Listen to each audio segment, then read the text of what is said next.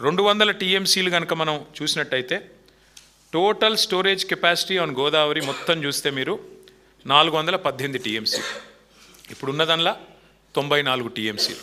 అంటే ఇంకొక 100 రోజులు లిఫ్టింగ్ చేస్తే 200 టీఎంసీల నీళ్లు లిఫ్ట్ చేయొచ్చు. దాంతో ఏమవుతుంది?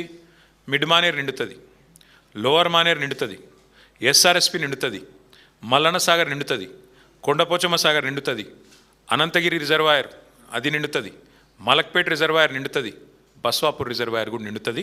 మొత్తం ఈ గోదావరి బేసిన్ అంతా సస్యశ్యామలం చేసే అవకాశం ఇవాళ ఈ రాష్ట్ర ప్రభుత్వానికి ఉంది అంటూ నేను, మా మధుసూనాచారి గారో, మా ప్రశాంత్ రెడ్డి గారో, మా రాజయ్య గారో, మా రమణారెడ్డి గారో చెప్పట్లేదు, చెబుతున్నది తెలంగాణ రిటైర్డ్ ఇంజనీర్ల సంఘం. దశాబ్దాలు తెలంగాణ కోసం పరితపించిన వాళ్ళు, దశాబ్దాలు ఈ ఇరిగేషన్ రంగంలో అనుభవం ఉన్నవాళ్ళు, వాళ్ళు చెప్తున్న మాట స్పష్టంగా మీరు నీళ్లు లిఫ్ట్ చేయవచ్చు మేడిగడ్డ ముట్టకుండానని చెప్పి స్పష్టంగా చెప్తా ఉన్నారు. అయితే ముఖ్యమంత్రి గారికి కొన్ని బేసిజాలు అడ్డం వస్తూ ఉన్నాయి. వారికి నేను ఇంకొక మాట కూడా చెప్తా ఉన్నాను. వారు నిన్న బోడిగుండుకి శంకరాచార్యులకు ముడిపెట్టినట్టు, అదేమంటారు మన బోడిగుండుకు మోకాలకు ముడిపెట్టినట్టు, పీర్ల పండుగకు శంకరాచార్యులకు ముడిపెట్టినట్టు ఇష్టం వచ్చినట్టు మాట్లాడినారు. వాస్తవం ఏంటి అంటే మేడిగడ్డ బ్యారేజ్ ముట్టే అవసరం లేదు, నెంబర్ 1. నెంబర్ 2, మరి కన్నెపల్లిలో పంప్ హౌస్లో మోటార్లు చాలు చేస్తే నీళ్ళు ఎక్కడ పోతాయి? ఎక్కడ పోతాయి అంటే అన్నారం నుంచి సుందిల నుంచి ఎల్లంపల్లి నుంచి పైకి మిడ్ మానేరు పోతాయి. మరి అన్నారం సుందిల విషయంలో ఏదో ఉన్నది అని మాట్లాడినారు. అయ్యా రేవంత్ రెడ్డి గారు, ఇరిగేషన్ మంత్రి ఉత్తమ్ కుమార్ రెడ్డి గారు, మీకు నేను చెప్పేది ఒకటే, మీ ఇంజనీర్లు చెప్తున్నారు మాకు, ఎవరో కాదు. అన్నారంలో సుందిలలో మీరు గ్రౌటింగ్ పని అయిపోయింది, అక్కడ గ్రౌటింగ్ ఏదైతే చేయాల్సి ఉండే పని అయిపోయింది. అక్కడ నీళ్లు పరిమిత సంఖ్యలో, ఇది నేను చెప్పట్లేదు, మళ్ళీ ఇది కూడా రిటైర్డ్ ఇంజనీర్లు చెప్పినారు, చాలా స్పష్టంగా చెప్పారు. ఏం చెప్పారు? వారు ఏమన్నారంటే, నేను చదివి వినిపిస్తాను. మినిమం డ్రాడౌన్ లెవెల్ 93.5 మీటర్స్ దగ్గర మరి ఇక్కడ లిఫ్ట్ చేసి కన్నెపల్లి పంప్ హౌస్ నుంచి 3 టీఎంసీ లిఫ్టింగ్ కెపాసిటీ ఉంది. పైకి సాఫీగా వెళ్ళడానికి అన్నారం సుందిల జలాశయాల వద్ద మరి ఎండిడిఎల్ మెయింటైన్ చేయాలి.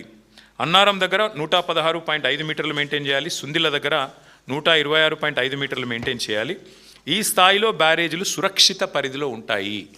నేను చెప్పడం లేదు, ఇంజనీర్లు చెప్తున్నారు.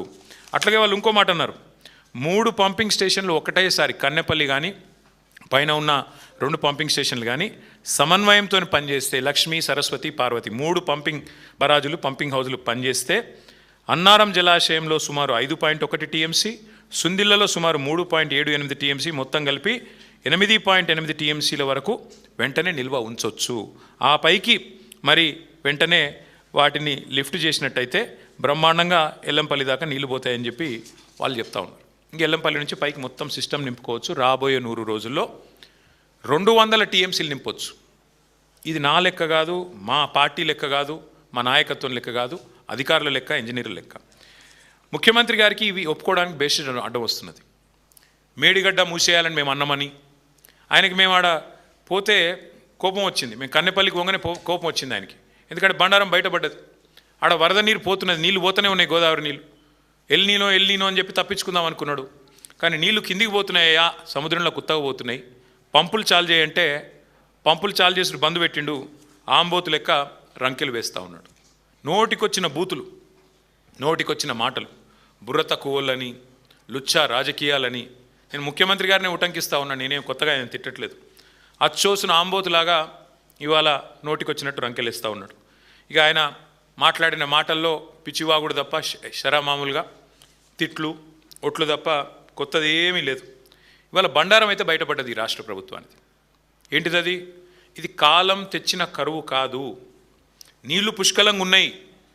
ఏ పాయింట్లు అయితే నీళ్లు ఉన్నాయో ఆ పాయింట్కి తీసుకుపోయి మరీ చూపెట్టినాం. ఈ రాష్ట్ర రైతులు చూస్తూ ఉన్నారు.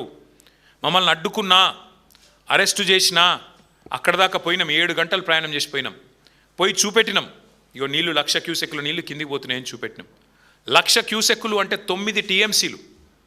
9 టీఎంసీలు రోజుకి 9 టీఎంసీలు కిందికి వృధాగా పోతూ ఉన్నాయి.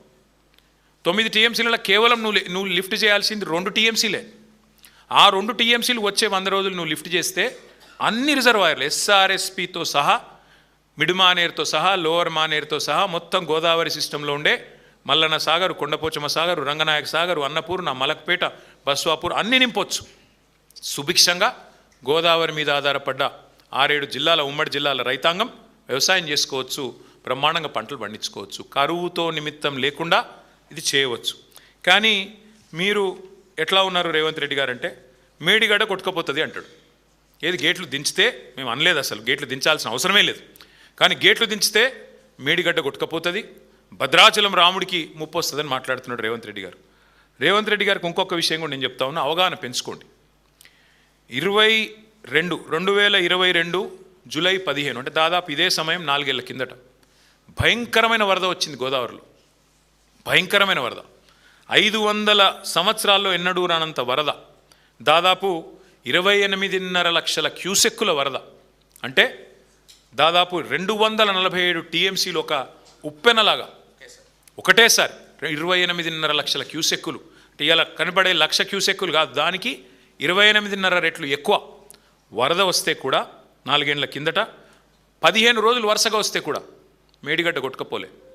Highest flood in the history, 500 years of history Godavari. వరద వస్తే కూడా మేడిగడ్డ కొట్టుకపోలే, అన్నారంకేం కాలే, సుందిలకేం కాలే, బ్రహ్మాండంగా మరి పూర్తి స్థాయిలో తట్టుకొని నిలబడ్డది. అది మేడిగడ్డ కాదు, మేటిగడ్డ అని రుజువు చేసింది.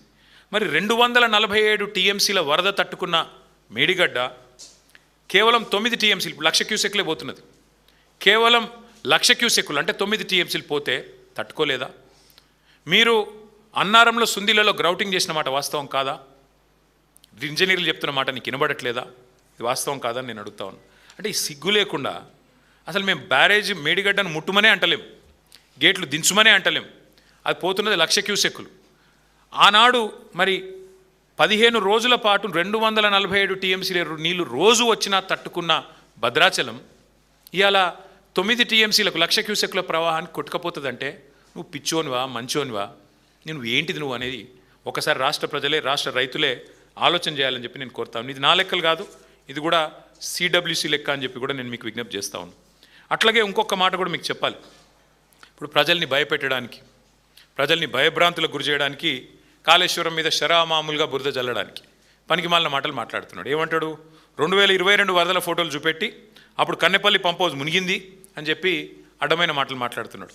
నేను వారికి చెప్పేది ఒకటే, ఇప్పుడు రెడీగా కన్నెపల్లిలో బటన్ నొక్కితే మోటార్లు పనిచేస్తాయి, పంప్ హౌస్ మంచిగా ఉంది, పాపం ఇంజనీర్లు కష్టపడుతున్నారు, నువ్వు పట్టించుకోకపోయినా వాళ్ళు మెయింటైన్ చేస్తున్నారు.